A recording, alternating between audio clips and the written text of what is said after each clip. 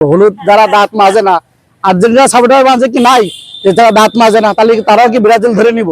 কেউ যদি খুশি 7 আপ দিয়ে যায়, 7 আপ নেবো, কোনো অসুবিধা নেই, খাবো ঠান্ডার মধ্যে, সমস্যা কি? এই আর্জেন্টিনার সমর্থকদের জ্বালায় শান্তি করে প্রকাশ করতে পারি না, আমি ব্রাজিলের সমর্থক।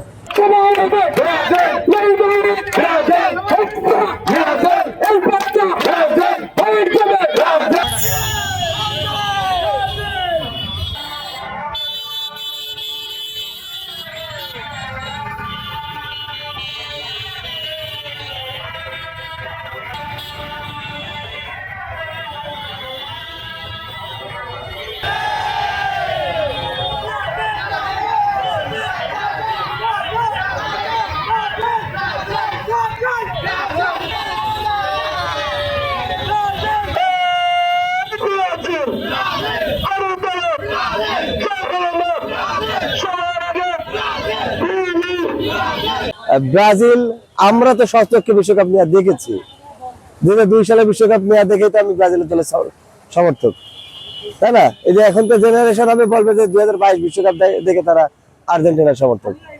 আমাদেরও তো এরকম জেনারেশন গেছে, তারাও একদম বুড়ো হবে, তাদের সন্তানরা তখন যদি বলে যে বাপ দাদার জিনিস নিয়ে বড়াই করছেন, তখন আর্জেন্টিনা ওদেরকে দুঃখ লাগবে না? 7 আপ দেওয়ার কথা হয় এটাই কারণ, এই যে জার্মানির সাথে সাথে যে গোলটা খায় তবে 7 আপ বলা হয়।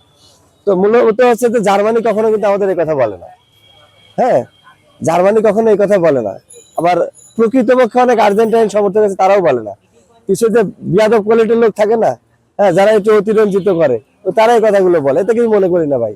কেউ যদি খুশি 7 আপ দিয়ে যায়, 7 আপ নেবো, কোনো অসুবিধা নেই, খাবো ঠান্ডার মধ্যে, সমস্যা কি? র্যালি করলাম অথচ বিশ্বকাপ পেলাম না আমরা, এটা লজ্জার হয়ে যাবে ভাই। অনেকদিন হলো এই আর্জেন্টিনার সমর্থকদের জ্বালায় শান্তি করে প্রকাশ করতে পারি না, আমি ব্রাজিলের সমর্থক। আমি ফুটবলকে ভালোবাসি, আর আমাদের যে ব্রাজিল একটা টিম, এটা খুব সুন্দর গোছানো একটি ফুটবল টিম। আমরা 2026 সালে আশাবাদী, আমাদের এই যে এইবার যে শক্তিশালী টিমটি আছে, আমরা এবার এক্সামিনেশন সম্পন্ন করতে পারবো। যার কোনো কথা বলার জায়গা থাকে না, সে একটা কথা বলে 5 করে নিয়ে চলে যাবে। হলুদ হলে যে সে ব্রাজিল, আর আকাশ নীল হলে যে সে আর্জেন্টিনা, কি করে বুঝবো? হলুদ যারা দাঁত মাজে না, আর্জেন্টিনা সাপোর্টার মাঝে কি নাই যে যারা দাঁত মাজে না, তাহলে তারাও কি ব্রাজিল ধরে নিব?